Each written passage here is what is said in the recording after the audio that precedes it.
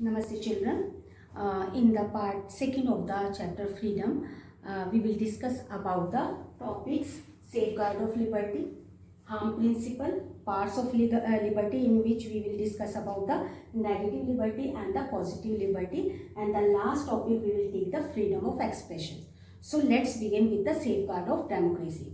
Students, as you all know that if we want to enjoy the freedom or freedom in the society, so there should be few safeguards in society. So first we can talk about the democracy.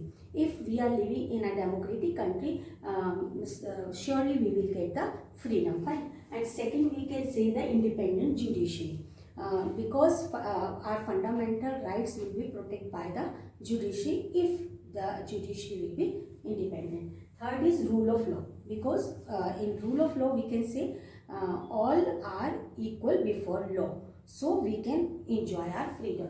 Next is decentralization. In each in society there should be there will be you can say poor people, poor and lower section, SC, BC, backward class, and rich peoples also. So if the freedom, we can enjoy freedom if all the section of the society get equal opportunity in each and every field, in political sphere, in economic sphere, in social sphere, and other spheres also, fine. So these are the main safeguards of liberty, and we can enjoy freedom if we get these safeguards, fine. Now the next important topic is here, harm principle. What is harm principle and who gave the harm principle? What is the meaning of harm principle? So first we see that John Stuart Mill, he was the famous philosopher. He gave the principle of harm principle, and he explained about the harm principle in his essay on liberty. This is one mark question. Name the essay of essay written by the John Stuart Mill, and answer is on liberty. He in on liberty called political theory the harm principle. He said in his book or in his essay that the political theory is the harm principle. So here we see what is harm principle, and he makes different human activities. Like you can say there are two types of actions. First he said self-regarding action, and second he said other regarding actions.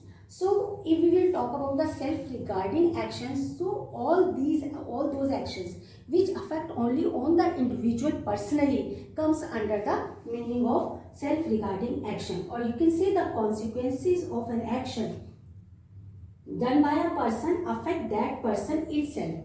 This is known as the self-regarding action. You can take one example. If you go to the market and purchase a music system, and you play the music system only in your room, and this the sound will come only in your room, and it affect only on you only, fine. So this is self-regarding action. You are not harming the other peoples of your other member of your family or other member of the society. So only the effect are only individuals is comes under the self-regarding actions. Next is other regarding action. When we say that again we can take the example of music system. We play a music but in loud sound, fine. So it affect the other members of the society and family also, and harm the members of the other member of the society. So this is other regarding action, and you can say the consequences of an action done by a person in the society is called other regarding action, fine. Now the topic is parts of liberty. This is your important question. This will come in your exam. This may be come in your exam in 4 or 6 months. So here I will tell you the main difference between the negative liberty and the positive liberty. So first I want to tell you, if we will talk about the negative liberty, so here the main philosopher, those are in the favor of negative liberty are Hobbes and Locke, fine. So in the negative liberty we can say the area in which no external authority can interfere, and non-interference in which the individual can express himself or herself, and concern of with explaining the idea of freedom from. Mean there will be no external authority can interfere in your matters. You can do whatever you want to do. Whatever your wishes are there, you can enjoy your freedom. This comes under the negative liberty. And there is main point is there with explaining the idea of freedom from. Fine. Now next you can say it seeks to define and defend an area in which the individual would be inviolable and in which he or she could be or become whatever he or she wish to do. Fine. Earlier I explained you that whatever you want to do, whatever your wishes are there, if you are doing without any external interfere, so you feel that you are totally free. Now next is positive liberty. Those who are in the favor of positive liberty are Plato, Kant, Rousseau. These are the famous philosophers. They are in the favor of positive liberty. Now the question is, what is the meaning of positive liberty? Here we see negative liberty means no interference, outsiders, or you can say no constraints on the freedom of peoples, individuals. Fine, this is negative. But if we will talk about the positive liberty, is concerned with the looking at the conditions and nature of relationship between the individuals and the society and of improving these conditions such that there are fewer constraints to the development of the individual's personality. For example, you can say if in society there will be no constraints, there will be no restrictions on the individual's freedom, so the powerful person or you can say rich person can dominate the other peoples of the society.